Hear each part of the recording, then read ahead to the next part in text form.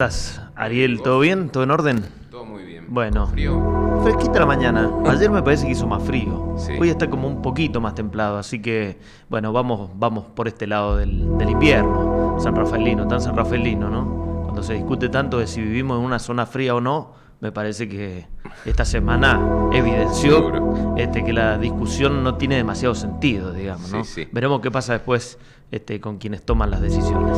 Bueno, hoy un tema muy importante y trascendente para charlar por el impacto que tiene y la implicancia que tiene en nuestra zona, que es el tema de Sierra Pintada. Sí, claro. Como decíamos, con invitados en piso. Y con todas las aristas que depara, ¿no? Porque hay, para hablar respecto de esa situación, de todo un poco, ¿no? Desde la ecología hasta la situación que atraviesa hoy la Comisión Nacional de Energía Atómica con cuestiones laborales con sus empleados, hasta, bueno, fallos judiciales que hay en este mismo sentido y que preocupan a mucha gente, porque, bueno, no podemos soslayar que esa situación que se plantea en el complejo Fabril desde hace un tiempo también influye en la opinión pública respecto de si contamina, si no contamina, si eso todavía está sin remediar, si se pueden hacer las dos cosas juntas. Hay varios temas para tocar. Bueno, recientemente estuvieron aquí en el complejo Fabril de Sierra Pintada autoridades a nivel nacional de todo lo que tiene que ver con la parte de energía atómica. Hay una intención clara y manifiesta del gobierno nacional de avanzar en la producción de uranio. Recordemos que hoy nuestro país importa el uranio que se utiliza para las centrales nucleares de Atucha y Embalse, es todo uranio importado. Desde que se cerró a la producción Sierra Pintada, de ahí en más se importó uranio para todo esto, y lo que quiere hacer el gobierno nacional aparentemente es revertir eso, comenzar a producir nuestro propio uranio y a la vez convertirnos en exportadores de uranio. Sí. Y uno, obviamente, de las plantas insignia en todo esto es Sierra Pintada a nivel nacional. Así que bueno, de todo eso vamos a estar hablando. Te invito a que presentes a nuestros invitados de esta mañana. Bueno, está Marcelo Bronca, él es empleado de la comisión, además es delegado de ATE, dentro de la, digamos, de los trabajadores que tiene el complejo, y está el ingeniero Raúl Besa, que también nos acompaña y que habitualmente es es una voz a la que le preguntamos respecto de ese tipo de situaciones. Así que a los dos, bienvenidos. ¿Cómo andan? ¿Qué tal? ¿Cómo están? Bienvenidos. Muy buenos días. ¿Cómo andan? Buen día. Bueno, gracias por venir. Gracias por la invitación. Bueno, muy bien. Primero me parece que estaría bueno que charlemos con Marcelo. ¿Cómo es la situación hoy por hoy en el día a día del complejo? ¿Qué se hace? ¿Qué no se hace? ¿Está abierto? ¿Está cerrado? ¿Qué tal? Bueno, quería comentarles un poquito, tuvimos una semana particular, la que pasó, porque bueno, también comentar que tuvimos unos 62 compañeros despedidos dentro de la Comisión de Energía Atómica en todo el país, gracias a Dios, acá en San Rafael, de los 4 compañeros contratados a plazo fijo, que es la condición contractual que estaban los despedidos, no han despedido a ninguno, sí lo han hecho con 2 compañeros de Mendoza.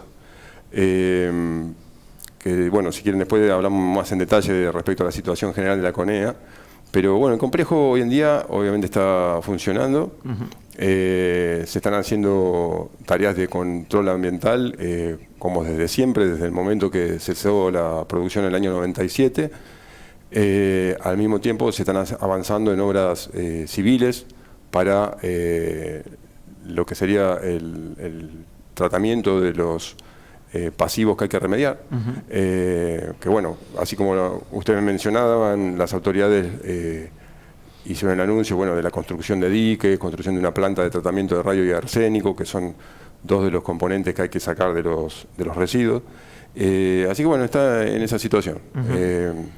La gente, los compañeros, o sea, todos los trabajadores, bueno, a la expectativa, digamos, haciendo las tareas habituales, que se venían haciendo desde hace tiempo de control y mantenimiento del lugar.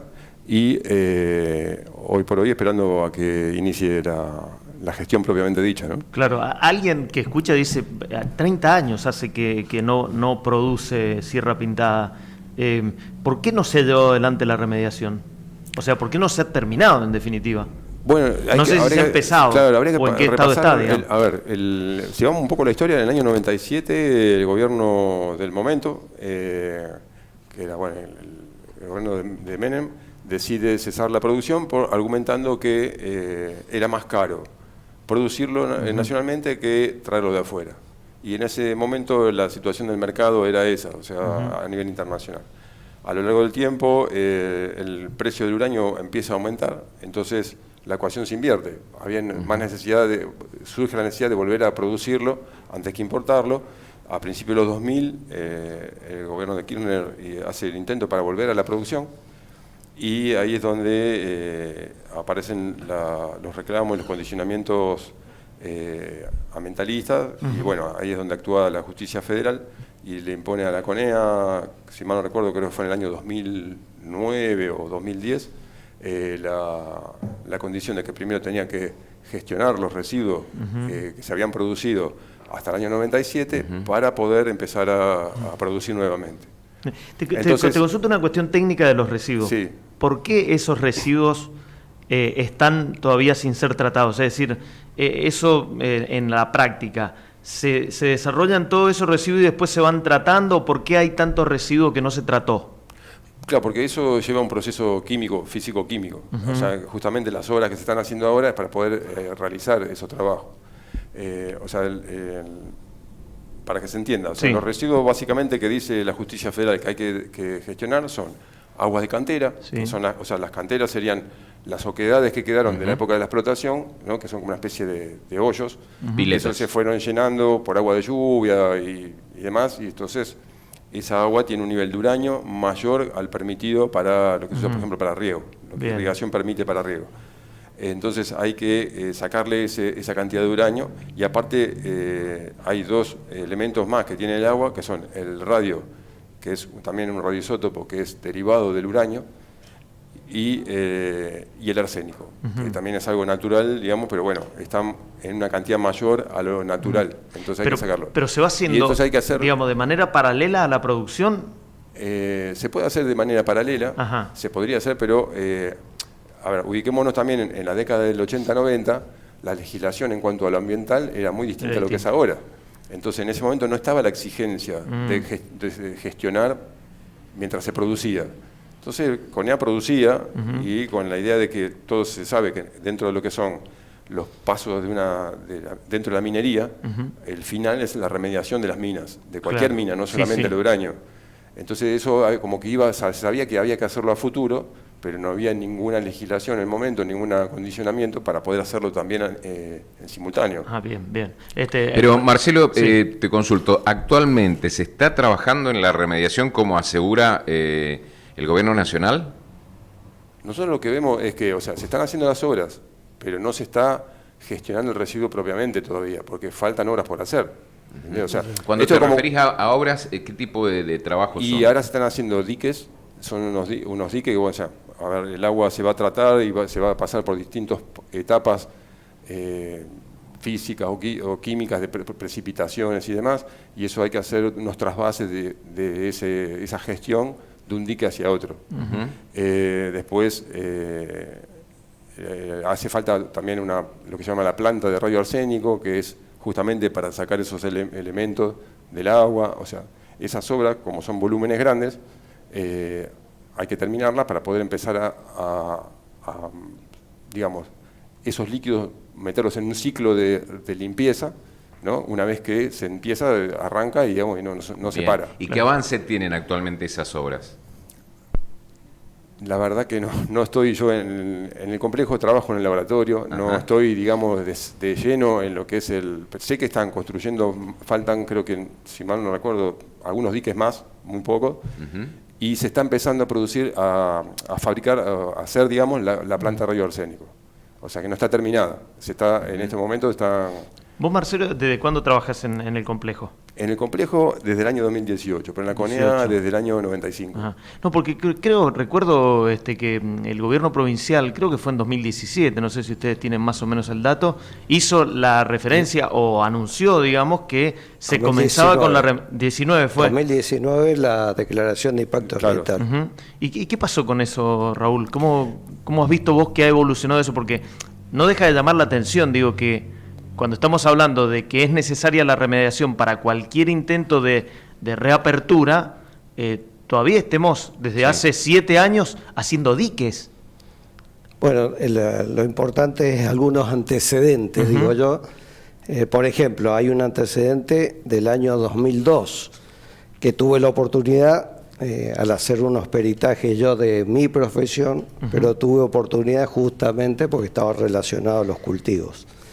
En el año 2002 se le impone una multa a la CENEA, que es la responsable justamente de la remediación por ley, la 25.018, establece en el año 2018, que fue promulgada, que se deben remediar todos los residuos, y especialmente el residuo de la extracción de uranio, que tiene, digamos, no tiene metales comunes, como es el metales pesados, como es el que hay además allí, además del radio, que es un isótopo radiactivo, pero aparte del arsénico hay otros metales pesados, hay cadmio, níquel, hay cromo en las aguas de cantera, sino que hay una serie de isótopos radiactivos que, bueno, por supuesto, en el caso del radio, el radio tiene una vida media de 1600 años, es decir que para que se reduzca la mitad del material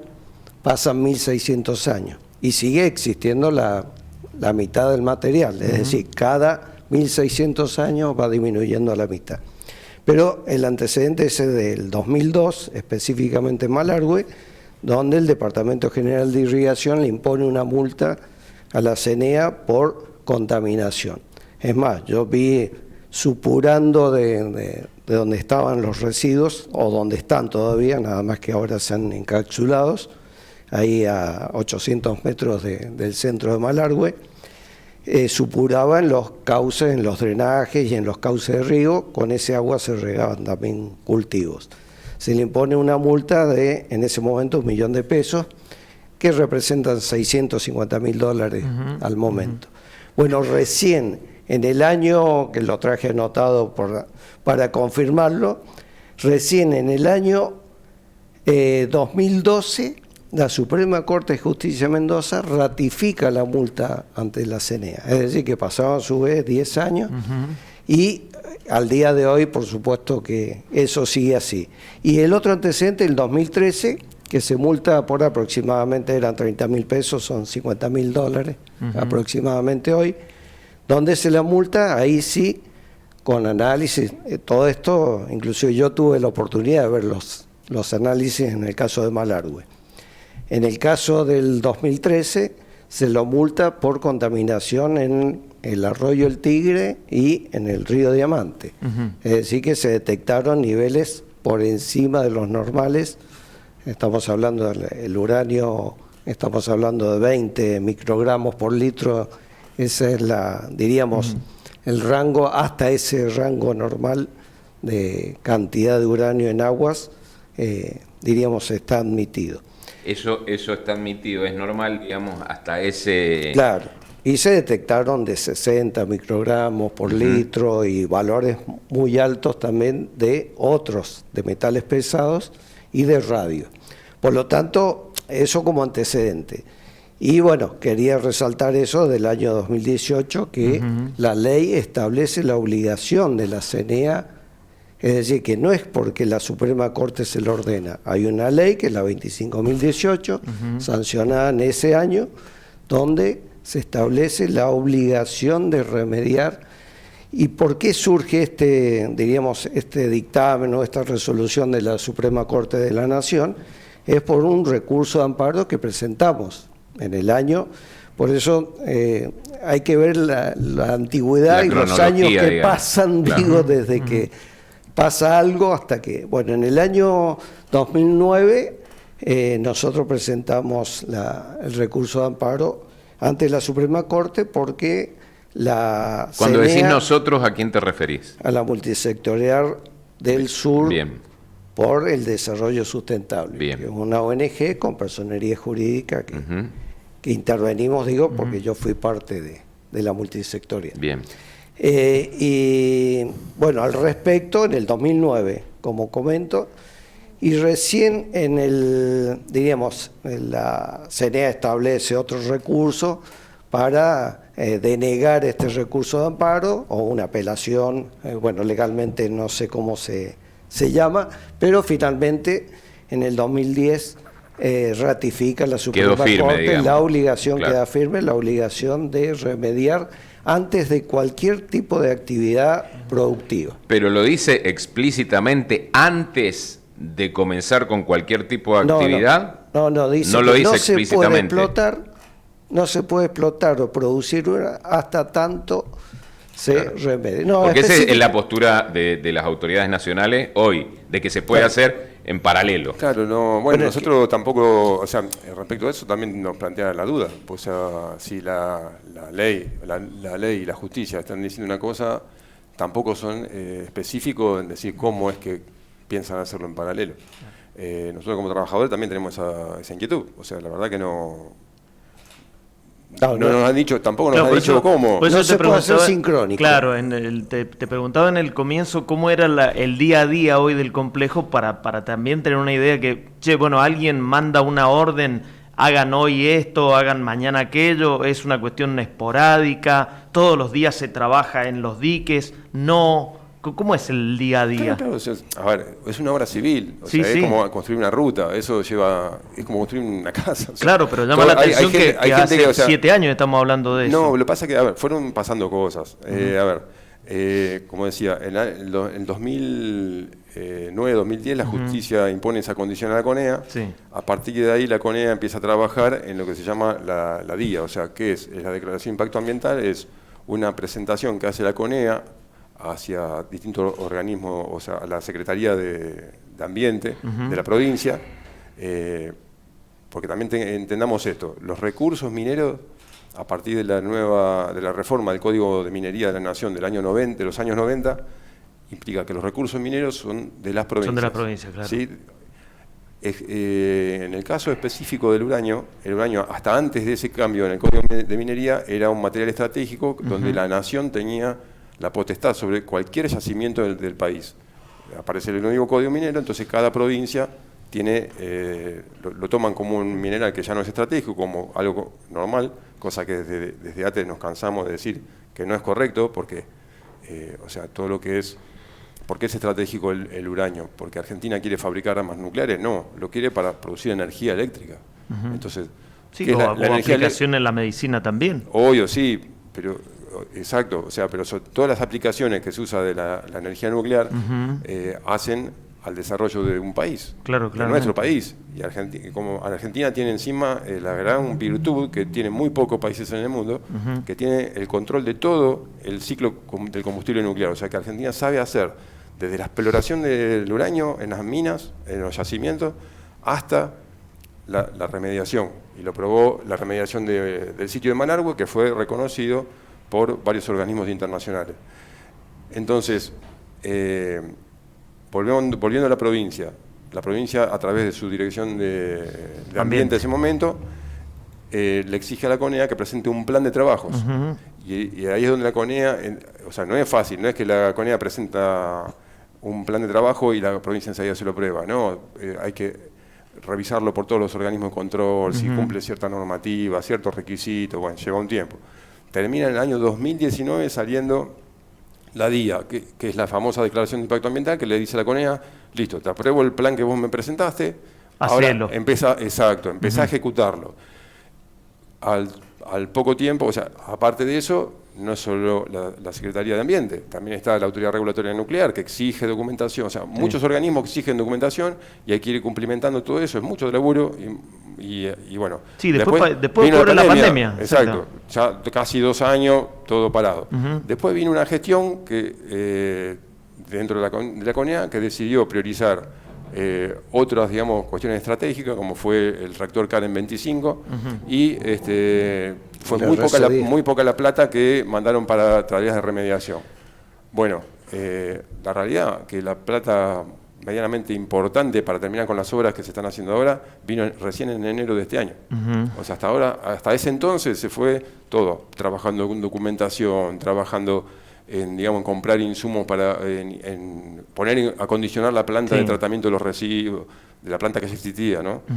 Que era la de producción, ahora hay que usarla para gestionar el agua. Eso es otra tarea. No sé si responde a lo... No, está bien, pero digo, también se produjo este año, creo que una modificación en el presupuesto de esa guita que venía para remediar ahí. Exactamente, eran 600 millones de pesos. Claro, que después el gobierno nacional dijo no va. O sea, bueno, en esto que estamos, en los recortes, digamos, dentro de todo lo que es la administración pública en general, la CONEA no está exenta, y así es como estamos, a los tumbos.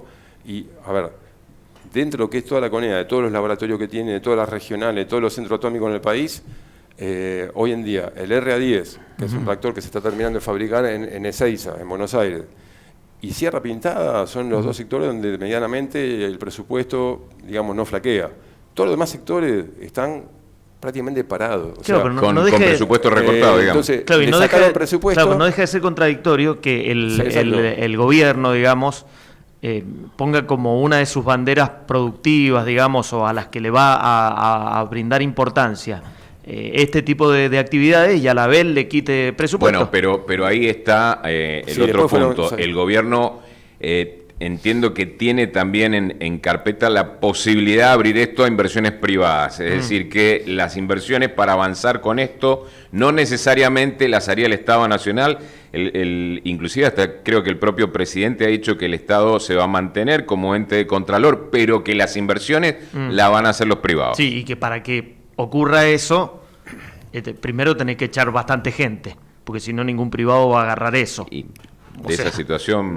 Y bueno, es lo que estamos viviendo hoy en día. Volviendo a lo que pasó esta semana, terminaron de despedir 62 compañeras, de los cuales muchos puestos no se pueden. ¿Son despidos o son planes de retiro voluntario? No, son... ¿Cesantía directamente? Personal que estaba bajo la modalidad de contrato plazo fijo, o sea que... No te lo renuevan. Exactamente, o sea, normalmente se renovaban anualmente esos contratos, o sea, el 31 de diciembre se renovaba para un año más. Bueno, este año empezaron a renovarse cada 3 meses. Lo que nos dijeron los gremios es que en principio estábamos, que nos quedemos tranquilos, que no iba a pasar nada. El día 30, digo bien, le dan aviso, me empiezan a mandar avisos. 30 de junio. Wow. Claro, sí, era 30 de junio. Empezaron a mandar avisos a 61 compañeros de que no se renovaba el contrato y que no se presenten a trabajar. ¿Y de qué áreas son esas? De todo, o sea, desde áreas científicas, áreas técnicas, o sea... Pero áreas, por ejemplo, muy sensibles a todo esto, al desarrollo productivo, claro, a la remediación, sí. O sea, hay... En todos los, o sea, han despedido gente, por ejemplo, en el Karen 25, personal que estaba en la parte, digamos, del desarrollo del reactor. Han despedido compañeros acá en Mendoza, que estaban en ICES, que es el Instituto de la Ciencia de la Tierra, haciendo investigación. Después administrativo, que se dedicaban al vínculo con los externos, o, por ejemplo, de laboratorios que brindaban servicios hacia afuera, y les pidieron a esos administrativos y ya no saben, o sea, los que quedan son técnicos, no saben cómo gestionar esa... ¿Y ustedes qué huelen? ¿Que tiene que ver con esto? ¿Con bajar personal para una inversión privada? Pero eso es que la CONEA no se va a privatizar. No, pero están privatizando. Entiendo que lo que se va a privatizar es precisamente esta parte de inversiones para digamos, la reactivación de nuclear. Claro, pero vos fíjate que a ver, si vamos a la historia, la nación se queda con recursos que considera estratégicos, digamos, no se los da a las provincias, ¿no es cierto? Porque la explotación de pórfido se la deja a las provincias. Ahora, la de uranio no, porque es trascendental para el desarrollo del país, ponele. Pero se la das a un privado. Raro. Sí, a ver. ¿O no? El tema es así, o sea, lo lógico es que quieran, de hecho ya empezaron, y les digo cómo. En Bariloche funcionaba una gerencia que se dedicaba al desarrollo de los reactores de investigación, RA10.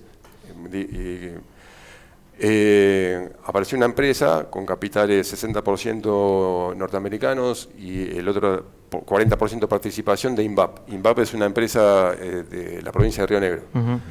La llamaron Maynard Energy, ¿sí? Y esa Maynard Energy es la que hace poco, o casualidad lo hicieron al día del problema de los despidos, avisa que va a poner 1.200 millones de dólares para fabricar un reactor modular pequeño, que es similar al CAREN 25 que se estaba fabricando en Ezeiza, en Atucha, que tenía un 70% de avance. El CAREN lo pararon por completo y ahora dicen tienen un proyecto en papel, o sea que para hacer un reactor nuevo, ¿sí? Y el CAREN 25, que este gobierno se dedicó, que yo lo había estado haciendo el Estado, se tenía un 70% de avance, que era tecnología de punta a nivel mundial, porque el primero de ese tipo de reactores que se estaba fabricando en el mundo, que lo dejan parado, o casualidad que la gente que estaba trabajando en eso la contratan en Maynard Energy por el doble del sueldo. O sea, que era tan poco el sueldo que cobraba en Conea, que estamos cobrando hoy en día, es tan bajo el sueldo, que yo es entendible también, los compañeros se fueron a trabajar por el doble de sueldo, pero que se llevaron con eso todo el conocimiento a la empresa privada. El know-how. Exacto. Entonces, ¿qué va a pasar ahora? Esta empresa norteamericana va a poner la plata, buenísimo, que pongan la plata para fabricar un reactor, con conocimiento y tecnología argentina, que ellos no la tienen los norteamericanos, porque no fabrican, ni se dedican a fabricar eso, ni se dedican a fabricar ningún reactor, porque hace como 40 años que no hacen ningún reactor nuclear en Estados Unidos. O sea, que nos toman nuestro conocimiento, todo lo que el Estado invirtió y gastó para generar ese conocimiento, se lo lleva a esta empresa. Y lo que nadie sabe... Bueno, pero van a poner en teoría 1.200 millones de dólares, que es el anuncio que han hecho. Claro, pero... ¿Cuál es el tema? ¿Y cuándo se van a llevar? No sé, seguramente... Hay toda una, ¿cómo les puedo decir? Un interés mundial en estos reactores porque son chicos y son lo que comercialmente se va a empezar a vender de ahora en más. Entonces, el que pique en punta en eso es el que tiene la más posibilidad de generar un buen... Bueno, lo que nadie sabe, se supone que INVAP va a tener la patente de ese reactor nuevo, pero lo que nadie sabe... ¿Qué va a pasar con los derechos de comercialización? Porque eso es información que nadie tiene acceso. Claro, claramente. ¿Se entiende? Sí, claramente. Raúl quería decir algo. Algunos datos. Sí, dale. Recuerdo hace muchos años que se hizo la primera exportación de un reactor nuclear a Australia. Es decir, que Argentina va en punta hace muchos años. Pero como otra información que es... A ver, son datos quizás aislados, pero que tienen relación a todo esto. El costo de producción de uranio, por estudios científicos, ¿sí? me voy antecedentes de estudios científicos y de la Sociedad Científica Argentina. Por estudios, el costo de producción de uranio hoy está a cielo abierto, el tipo de explotación que se hace en Argentina, está entre 130 y 200 dólares por kilo de uranio, ¿sí? El uranio comercial, que es el diuranato de amonio, el yellow cake, que es la torta amarilla. De explotación. De producción. De producción. Es decir, desde que yo le exploto la mina, hasta que obtengo el yellow cake, ¿sí? Que es uranio con una pequeña, es decir, purificado, filtrado, bueno, por un proceso, sufre un proceso que es lo que se hacía, inclusive se hacía acá. Y se hacía también en Córdoba. El costo de producción, el costo, diríamos, o lo que vale el uranio hoy, está en alrededor de 130 a 150 dólares hasta 180 dólares. Son los costos porque varía mucho, pues está relacionado con la energía, está relacionado con el valor del petróleo. Es decir, que ahí, con ese número nada más, ya uno se pregunta, es como si el costo va a ser mayor el costo de producción. Sale más caro que producirlo que lo que te lo pagan. Y lo otro importante es la tendencia a nivel mundial con la producción de energía eléctrica. Por ejemplo, China e India ha superado el 50% de la producción de lo que se usa para producir energía eléctrica con energías renovables. Es decir, que el uso de la energía solar para fotovoltaica y la eólica superan, y la tendencia a nivel mundial por todos estos estudios científicos es que sigue disminuyendo la tendencia a producir electricidad con energía nuclear. Claro. Referido a la medicina también, en realidad el cesio que se usa, el cobalto que se usa, se saca del material agotado, gastado de la central nuclear. Es decir, que ese material lo tenemos. No hace falta producir uranio para llegar a estas, diríamos, a estos isótopos que se usan en medicina y en radioterapia. Inclusive en la página oficial de la CNEA figuran 2 proyectos como prioritarios para el país, que es la producción del reactor y la prototerapia, que es una terapia que se usa en medicina usando protones. Es decir, que los 2 proyectos prioritarios son esos, no la producción de uranio. Está bien. Ahora, Raúl, me parece que hay la otra pata, digamos, de esta discusión. Una es esta, ¿no? La importancia de la producción del uranio para, bueno, en definitiva, como generadora de guita para el país, en definitiva. Ahora, la otra parte, la parte de la ecología, porque vos dijiste una cosa que me parece que está bueno destacar, digamos. Está probado que Sierra Pintada contaminó un arroyo. O sea, porque también ha quedado como en el mito de que contaminaba, no contaminaba, sí, no, un poquito, más o menos. O sea, está probado que contaminó. Esa es una. La otra, o la pregunta siguiente es, ¿quién asegura, en este momento donde también se habla tanto del extractivismo y que no, que se puede hacer minería sustentable y bla, bla, bla, ¿quién asegura que no vaya a volver a pasar? Es que la Ley General del Ambiente inclusive lo prevé por el principio precautorio y nunca se tiene en cuenta. Es decir que, es más, dentro de los costos de producción o de la energía nuclear en general, nunca incluimos qué hay que hacer con los residuos. Ningún país todavía sabe qué hacer. Inclusive Alemania, por ejemplo, había depositado en galerías subterráneas de minas agotadas de otros minerales, había depositado tambores. Bueno, tuvo un accidente donde se le inundaron esas minas donde estaban los tambores. No se sabe qué hacer. Hay un solo país que tiene, Finlandia, que tiene un repositorio que dice, según la Organización Nuclear Mundial, que tiene que estar a más de 500 metros de profundidad en un repositorio.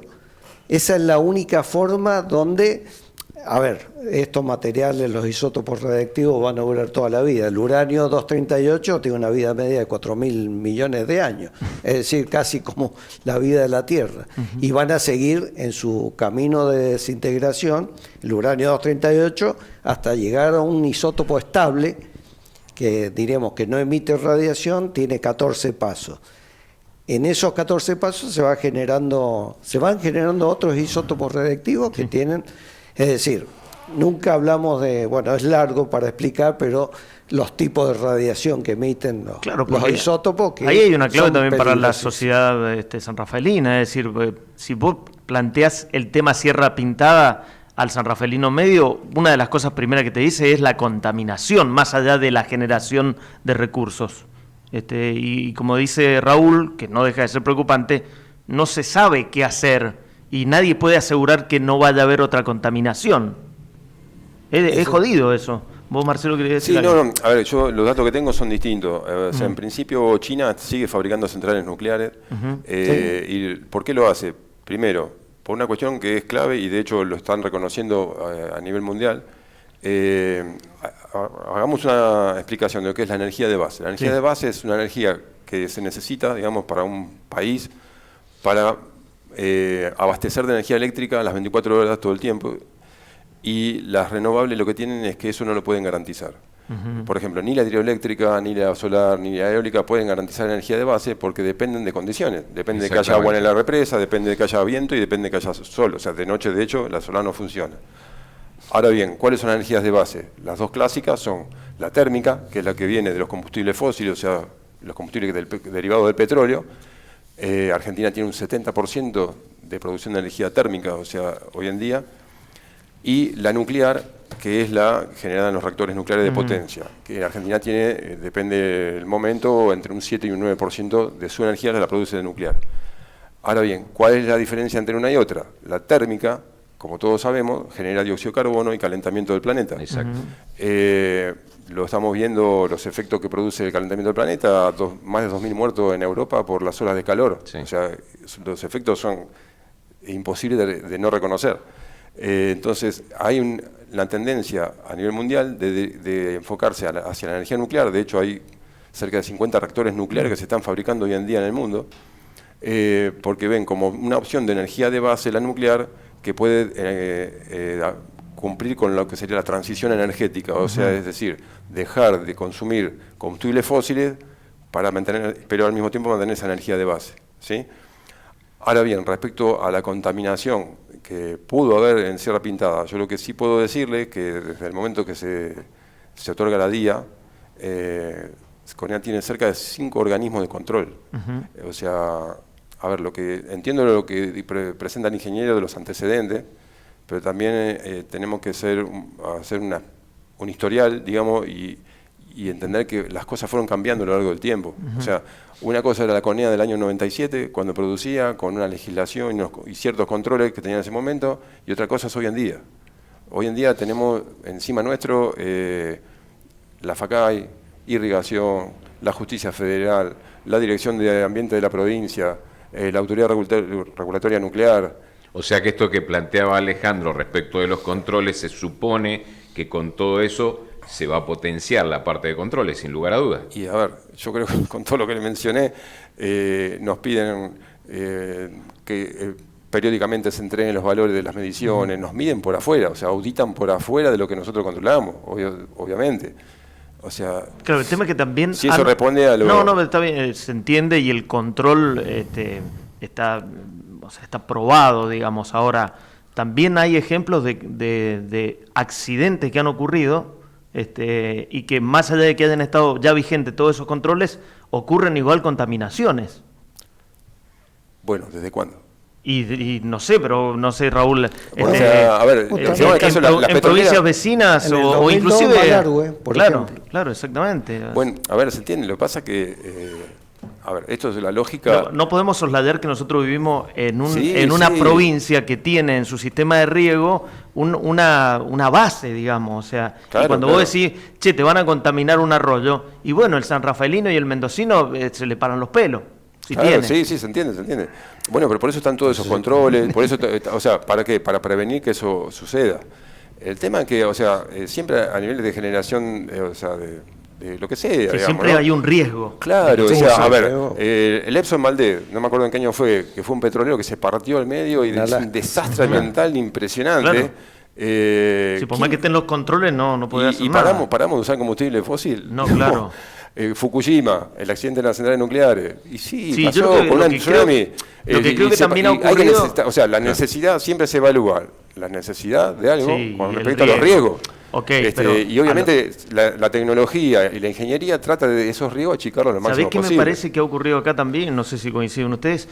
El común de la población siente como un secretismo al respecto, ¿no? O sea, che, pero ¿contaminó o no contaminó? Y no, bueno, qué sé yo, después, y todos estos pasos, y 30 años discutiendo con una mina cerrada, evidentemente lleva a que la gente no tenga toda la información al respecto y pueda trazar teorías. Lo que también hay que reconocer, Alejandro, que cuando está esa información, muchas veces es cuestionada, siempre es cuestionada. Claro. O sea, de nada sirve que tengas información oficial que está asegurando a lo mejor que no ha habido contaminación. Desde sectores ambientalistas siempre van a salir a cuestionarte y a decirte que es mentira y a negarte, y entonces generás eso que vos estás diciendo, el descreimiento en la gente, Por el ahí tema es que la incertidumbre es decir, che, pero cuando entonces... el tiempo pasa, la incertidumbre llega, digamos. O sea, si hace 30 años estamos discutiendo, Yo creo es que- porque algo hay, o sea, que Y una si- remediación que no se hace en 20 años. Bueno, ahí va. Es algo. De todas formas, no es ambientalismo, quiero recalcar, es científico, por eso es importante tener los datos científicos. Y quería agregar a esto de la situación del carbono también, que justamente la energía nuclear se la dice como no productora de emisiones de dióxido de carbono. Por supuesto que es así, pero tampoco lo tienen las energías renovables. Pero fíjense en este estudio científico, el costo nivelado de generación de los distintos tipos de energía, la del carbón, que se usa mucho, no acá por supuesto, Río Turbio es 65... eso. Río Turbio, por ejemplo. O en No, el no hay sur. producción carbonífera. O sea, no hay producción de energía a través de carbón en No, Argentina. estoy hablando a nivel mundial. ¿no? Mundial. Sí, a nivel fuel oil, sí. Pero $65 por cada megavatio hora que se produce. La eólica y solar están entre 25 y $29 por megavatio hora. La geotérmica, 59. La nuclear, $130. Es más cara. Es carísima comparado es decir, que yo hablo a nivel Pero no de mundial base. de las tendencias. No son justamente energías de que- base las solares. O sea, está bien, ingeniero, lo que usted entiende lo pasa por el tema de costo, pero si usted tiene pensado un país donde hay que producir y tiene industrias que mover, no puede depender de si hay viento o no. ¿Se entiende? O sea, por eso la importancia de la energía de base. Obviamente que todas las alternativas o las renovables son refuerzo de las de base, seguro. Por eso, y está bueno que se invierta tanto en eólica, en solar, como se está invirtiendo. Ahora, Marcelo, tengo una consulta respecto de las reservas de uranio. O sea, ¿el país puede exportar uranio? Es una buena pregunta esa.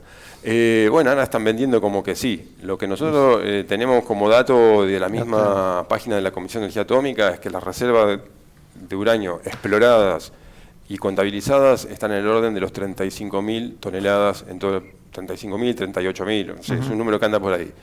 Para que se den una idea, un país productor y exportador de uranio anda en el orden cerca del 1.000.000 de toneladas de reserva.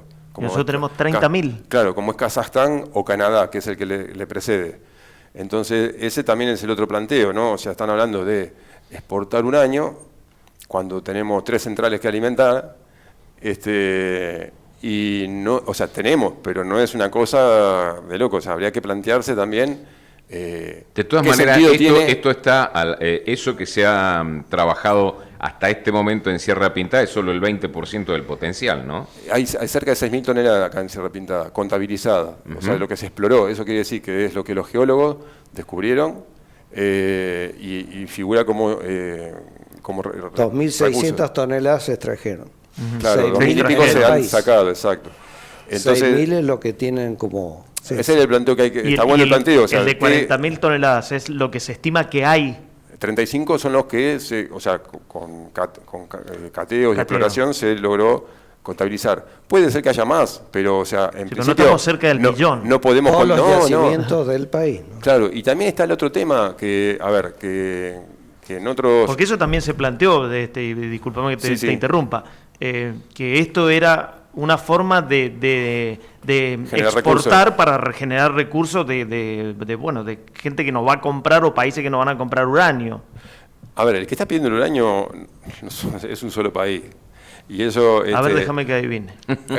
Estados Unidos. Claro, y Adiviné, lo está me gané una pidiendo. heladera. Bueno, y van en esa dirección, pero bueno, a ver, volviendo al tema de lo que tiene en Argentina, volviendo al tema de la transición energética, si la idea es reemplazar lo que sería la parte del combustible fósil por algo que no genere dióxido de carbono, a futuro, todo el mundo va en esa dirección, ¿no? Suponemos nosotros nos vamos a enganchar en esa, entonces digo, suponiendo que ya tenemos 3 centrales, quizá tengamos este reactor o otros más que se generen, que fabriquen para generar energía, y teniendo unos recursos tan limitados, me parece que estratégicamente no está piola andar entregando algo que después tenés que salir a buscarlo y lo vas a tener que salir a buscar a un precio mucho más alto porque todo el mundo lo va a querer.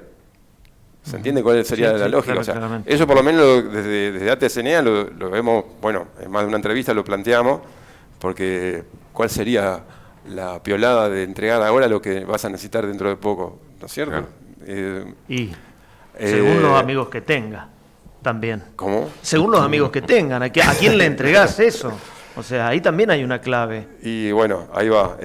Nosotros, a ver, hay una palabra que hoy en día parece, algunos la consideran anticuada, para nosotros no, y la recordamos todo, que se llama soberanía. ¿Y qué es la soberanía? Es disponer de los recursos propios para el uso que uno cree que va a ser necesario para la gente, la gente de tu país y para el desarrollo de tu país.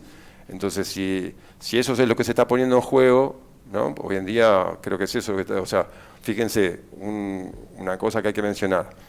Hace unas semanas atrás vino gente de la Embajada y del DOE, que es el Departamento de Energía de Estados Unidos, a recorrer instalaciones de la CONEA. A los pocos días que esta gente se fue, que antes lo hacían normalmente porque ellos inspeccionaban el uranio enriquecido que le prestan a la CONEA, pero bueno, ahora recorrieron más instalaciones. A los pocos días que se fueron, aparece un instructivo de la Comisión de Energía Atómica donde dejan abierto a cualquier ente privado que esté interesado en adquirir instalaciones de la CONEA. O sea, es instructivo, de la misma CONEA, se hizo público, salió hasta en todos lados. Adquirir instalaciones. Exacto, o sea que la CONEA le va a brindar información a aquellas empresas que estén interesadas en, o sea, para facilitar las privatizaciones. O sea, ¿se entiende? Sí, El conocimiento científico. Le tiro los datos, exacto, les tiro el dato para que vean en qué línea están yendo. Claramente. Raúl, cuando comenzamos a hablar con Marcelo respecto de la remediación, que vos dijiste que tuviste la oportunidad de hacer alguna pericia ahí, ¿qué fue lo que te llamó la atención o qué viste que decir, bueno, esto va a caminar, no va a caminar, tienen la intención, no? Sí, yo no hice análisis, no, fue en el tema de peritaje agronómico con cultivo de papa. En aquel momento, ustedes saben que Malargüe cultiva bastante papa y los residuos que son de la mina Huemul y de Sierra Pintada. En la mina Huemul he tenido oportunidad de estar en la galería hace muchos años. Quiero decir, haberla conocido porque fue uno de los primeros yacimientos que se descubrieron junto con en Las Heras y luego la agua botada y Huemul en Malargüe. Lo que vi, no hace falta quiero decir que hacer análisis. En el drenaje estaban ubicados todos los residuos, las pilas de 4, 5, 6 metros de altura, los residuos sólidos. Que hablando de la remediación... ¿Y eso en qué estaba? ¿En tambores? No, depositado en una finca, había un alambrado, estaba un drenaje y pasaba una hijuela de riego profunda y la calle. Y fincas con cultivo de papa enfrente, al lado, la otra finca. En una finca, ahora después de también una cantidad de años, recién en el 2000, cuando fue 17. En el 2018 se terminó la remediación de 700.000 toneladas de residuos sólidos. Por eso las aguas de cantera es la punta del iceberg. Después están 5.000 tambores aproximadamente que están enterrados, se le echó tierra encima, no es que estén enterrados. ¿Y eso Dioxitec qué tenía que ver Eso con vinieron de Dioxitec, inclusive hay algunos que tienen una inscripción en portugués, llamativo también, sugestivo. ¿Por qué te llama la atención Y eso? con el signo radiactivo. Que pueden haber venido de Brasil, por ejemplo. Exactamente. Que no hubieran centrales traído nucleares. basura de allá. Sí, inclusive cuando se exportó el reactor, estamos cambiando, pero cuando se exportó el reactor nuclear a Australia hubo un entredicho legal, sí, Argentina debía recibir todos los residuos, porque como todo eso se había hecho acá, se había producido y el uranio, como que teníamos la obligación de recibir los residuos radiactivos de las centrales nucleares. Inclusive en Namibia, que es uno de los productores también junto con Canadá y con Kazajstán. Con Kazajistán es el primero, el primer productor, 38% de la producción de uranio. Canadá, Namibia. Pero Namibia ha estado recibiendo residuos de centrales nucleares, por supuesto, se les paga, pero reciben todos de Estados Unidos, por ejemplo, reciben de las centrales nucleares Es decir, todos los nucleares que nadie sabe qué hacer y bueno, van a países subdesarrollados. O sea, los tipos te dicen, te compro el uranio pero te devuelvo los residuos. Claro, sí, pero eso no pasó con el así. compromiso, eso debe estar en el contrato, por supuesto, pero a condición de que reciban los residuos después de las centrales. Claro, y a vos te llamó la atención que hubiera tambores en portugués. Claro, esto estamos hablando de hace muchos años que estuvimos en oportunidad antes que enterraran los tambores. Claro. Y lo que me llamó la atención, que no lo terminé de comentar, en la pared del desagüe brotaba el agua de color verde amarillento, es decir, que eran todo, se infiltraban las pilas de residuos, ahí que estaban al lado, si estaban alambrados por medio, estaban todo lo que hoy son 7 hectáreas, creo que aproximadamente el predio ahí que se encapsuló ahora, de una forma que no está probada, que faltan, diríamos, no está encapsulada como dicen las regulaciones nucleares mundiales, pero bueno, al menos se encapsuló. Pero supuraba el agua, ¿sí?, hacia el desagüe, y caía el agua del río, esa hijuela iba hacia el norte, y luego iba a un emprendimiento muy grande que hay en Malargüe, que todavía está, que se produce en arándanos. ¿Y se hizo análisis sobre eso? Claro, esos son los que hace la irrigación. ¿Y qué dio? Respecto de las multas. De la presencia de multas. valores altísimos, claro, de uranio en o sea que la gente estaba comiendo papa o arándano o lo que fuere contaminados. Yo no comí puré por un tiempo. Por un rato. Bueno, estamos llegando al final de nuestro encuentro, digamos, en este espacio de este sábado. Le queremos agradecer, por supuesto, a los invitados que hemos tenido en esta mañana, en acompañarnos y en charlar de todas estas cosas que, por supuesto, preocupan mucho. No, y es un tema que para los sanrafaelinos es central, o sea, cada vez que se habla de este tema hay mucha gente preocupada por un montón de cosas. Como decíamos, por ahí dividir el tema de la generación de recursos y el tema de la contaminación, me parece que son las dos patas que van en este sentido, y además en estos días sumando la cuestión laboral de los trabajadores de la CONEA, digamos, ¿no? O sea, bueno, le agradecemos entonces a Marcelo Bronca, que es, por supuesto... ¿Vos sos delegado de ATE? Delegado de ATE, dentro de CONEA, la Comisión Electoral. Trabaja en CONEA y es delegado de ATE en CONEA, y al ingeniero Robles. Gracias por haber venido. Muchas gracias por habernos acompañado. Gracias a ustedes por la invitación. Gracias. Cuando gusten. Dale. Nos vamos ahora a la pausa, enseguida venimos. Información, música, compañía. Lo que estás buscando lo encontrás en FM Voz.